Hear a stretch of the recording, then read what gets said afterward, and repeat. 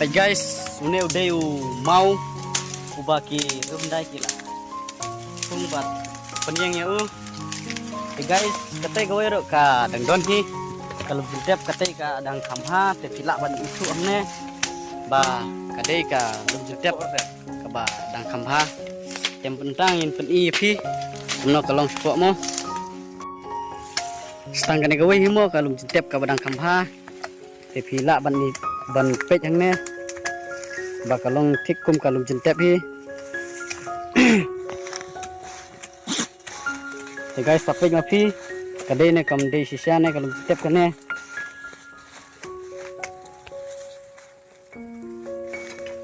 bala dapim ngai sampai bah ndrei kane kadai kalum tep jongki re hundai scam mana scam deh scam se bat barok kila peralut satanggane hi ke bedang bah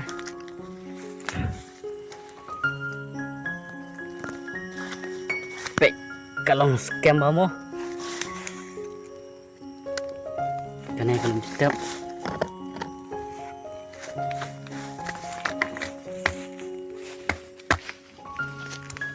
baladangi pun khoi te kam khoi ra kam ne ka cloud te guys ngatarai ka sakane hi ka dei ka las kalum tintep jongki Hyundai namar kila pralut kidon sibun hi hendrai kila pralut te stangkane hilas te guys mentak kumne hingin lek biang syau tau mau ubaki Hyundai ki lasa hau tau mau mo habau hau tau mau ladon kadim juga tham andai ka tham barit ka tham bahe mo mensua te kadai ka tham bahe te mentang pin i pi kumno kalong kata kadin jo kata katham hau tau mau te yali te sepik bha sakane hi las ka bakham bha te pilaban pej ne pej une mau mansua te bun kum gine ki mau ki bayak ki Hyundai ki yak niang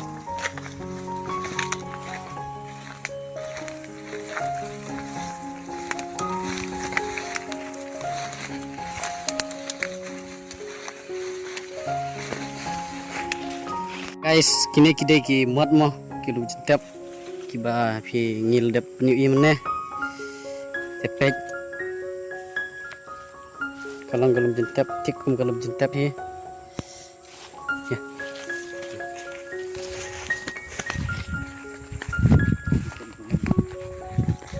pek la cloud agane ro phila ban i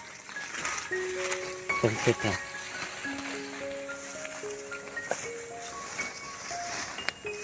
labun ba pralut kalum jentep tagada umla suban pen ilut ya kalum jentep te ki dan tangkat to kat nehi ki badang ha ya